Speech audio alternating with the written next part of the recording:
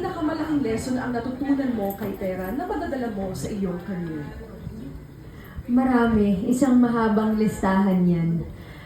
Sa tagal ng itinakbo po ng paggawa namin ng proyektong ito, sa totoo lang, the Bianca who started to give life to Tera in 2023 is not the same Bianca now na matatapos na ang kwento nitong Encantadia Chronicles sa 2026. Ang madadala ko na isa is yung patuloy kang maniwala sa sarili mo. Isa yon sa mga pinakamalaking na ituro sa akin, Tera.